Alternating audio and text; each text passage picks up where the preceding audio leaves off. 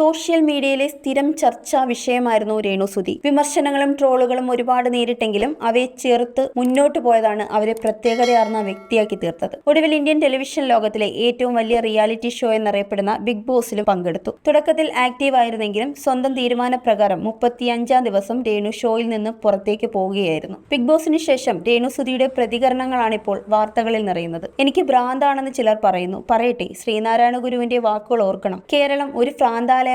മാങ്ങയുള്ള മരത്തിനാണ് കല്ലെറിയുക. അങ്ങനെ തന്നെയാണ് ഇന്ന് സംഭവിക്കുന്നത്. ഞാൻ വളർന്ന് വലിയ ആളാവുമോ സെലിബ്രിറ്റി ആവുമോ എന്ന ഭയം കൊണ്ടായിരിക്കാം ഈ സൈബർ ബുള്ളിങ്. എങ്കിലും എന്ത് വന്നാലും തളരില്ല. കൂടുതൽ വലിയ പരീക്ഷണങ്ങൾ വന്നാലും തളരില്ലെന്ന് വിശ്വസിക്കുന്നു. ഞാനൊരു സ്ത്രീയാണ്. 3 കോടി ജനങ്ങളുടെ നടുവിൽ ഒറ്റയ്ക്ക് പോരാടാൻ എനിക്ക് ഞാൻ മാത്രമേ ഉള്ളൂ. എന്റെ 2 മക്കളും ചെറുപ്പമാണ്. അവർക്കൊപ്പമുണ്ടാകാൻ ഞാൻ മാത്രം. സൈബർ ആക്രമണങ്ങൾക്ക് മുന്നിൽ വഴങ്ങാതെ ആത്മവിശ്വാസത്തോടെ മുന്നോട്ട് പോകാമെന്ന സന്ദേശമാണ് രേണുസുതി തന്റെ അനുഭവങ്ങളോടെ പങ്കുവച്ചിരിക്കുന്നത്. സാഗ് ന്യൂസ്. നേരിന്റെ വാർത്തകൾ നിങ്ങളുടെ വിരൽത്തുമ്പിലെത്താനായി സാഗ് ന്യൂസ് ചാനൽ സബ്സ്ക്രൈബ് ചെയ്തും ഷെയർ ചെയ്തും ഒരു ശരിയായ മാധ്യമ നിലപാടിനൊപ്പം നിൽക്കാൻ ഞങ്ങൾ നിങ്ങളെ ക്ഷണിക്കുന്നു.